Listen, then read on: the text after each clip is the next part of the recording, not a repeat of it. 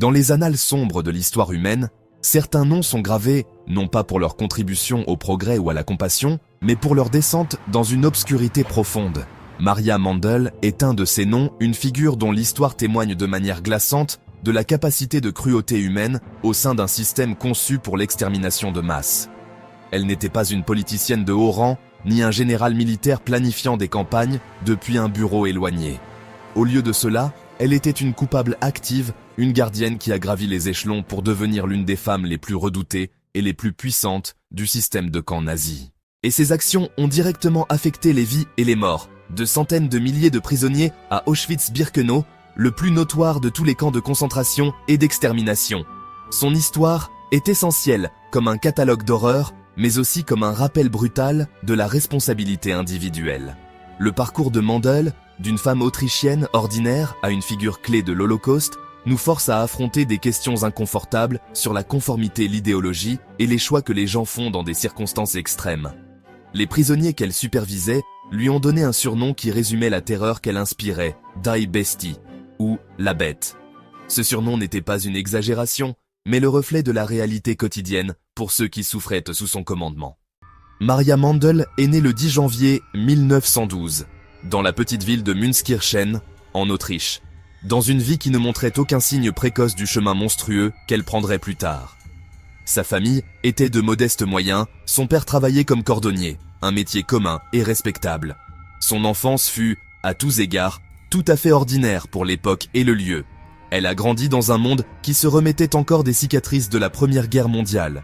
Mais ses premières années n'ont pas été marquées par des difficultés ou des traumatismes extraordinaires qui pourraient facilement expliquer ses actions ultérieures. Elle était simplement une jeune femme d'un petit village autrichien, naviguant dans les opportunités limitées qui s'offraient à elle, alors que l'Europe était au bord d'un autre conflit, bien plus dévastateur.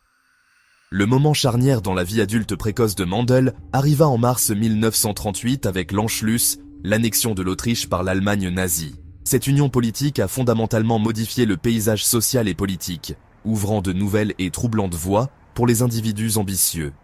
Peu après cet événement, Mandel a quitté son foyer provincial et a déménagé à Munich.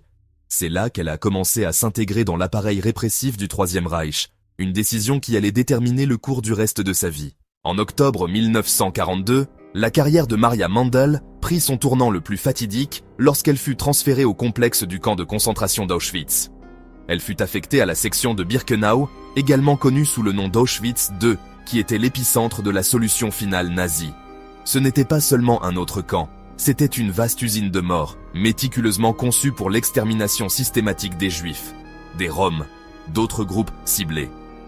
Ici, son ambition et sa ferveur idéologique trouvèrent leur expression ultime et la plus horrible, alors qu'elle se voyait confier un pouvoir sans précédent sur la vie des autres. En raison de son dévouement inébranlable et de son dossier prouvé d'efficacité impitoyable à ses postes précédents, Mandel gravit rapidement la hiérarchie du camp. En tant que chef des camps de femmes, elle imposa la routine brutale qui définissait la vie et la mort à Birkenau. Allez, pause. Le nom donné à Maria Mandel par les prisonniers, la bête fut méritée par une application constante et personnelle d'une brutalité extrême. Sa cruauté n'était ni aléatoire ni impulsive. Elle était une partie méthodique et intégrale de son style de leadership. Des survivants d'Auschwitz-Birkenau ont fourni des témoignages étendus et déchirants, détaillant ses actes sadiques, qui allaient bien au-delà des normes déjà inhumaines du camp. Elle était connue pour battre fréquemment les prisonniers de ses propres mains ou avec un fouet, souvent jusqu'à l'épuisement physique. Ces passages à tabac n'étaient pas seulement des punitions, mais des spectacles de terreur, conçus pour briser l'esprit de quiconque en était témoin et affirmer sa domination totale. Alors que le cours de la Seconde Guerre mondiale tournait en défaveur de l'Allemagne nazie, le monde de pouvoir et d'impunité soigneusement construit dans lequel Maria Mandel évoluait commença à s'effondrer. En novembre 1944, l'avancée implacable de l'armée rouge poussa les SS à dissimuler les preuves de leurs crimes.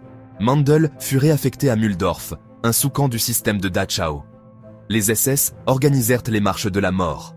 En mai 1945, elle tenta de disparaître en se fondant dans la population civile, mais le 10 août 1945, elle fut arrêtée par les forces américaines. Pendant plus d'1 an, elle fut détenue et interrogée.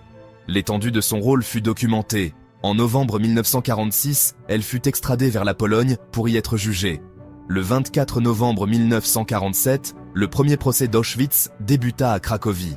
Pendant des semaines, des survivants décrivirent torture, humiliation, passages à tabac et sélection. Le jugement fut sans équivoque, coupable, condamné à mort par pendaison.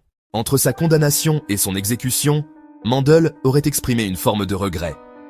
Il existe des récits selon lesquels elle aurait demandé pardon à une ancienne prisonnière. Cependant, pour les survivants, pour les familles des innombrables victimes et pour l'histoire elle-même, ces mots sont arrivés trop tard. Maria Mandel fut exécutée le 24 janvier 1948, juste après son 36e anniversaire. Sa mort marqua la fin d'une vie définie par la cruauté, mais son histoire demeure une leçon troublante sur la responsabilité individuelle. Elle démontre que même au sein d'une vaste entreprise criminelle, parrainée par l'État comme l'Holocauste, les choix et les actions d'une seule personne ont une profonde importance. Mandel n'était pas un mal abstrait. C'était une femme qui a fait une série de choix qui l'ont amenée à devenir un acteur clé dans l'un des plus grands crimes de l'histoire. Son cas rappelle que les systèmes de haine sont bâtis et maintenus par des individus, et que la justice exige que nous nous souvenions non seulement des victimes, mais aussi de ceux qui étaient responsables de leur souffrance. Eh bien, c'est la sombre vérité.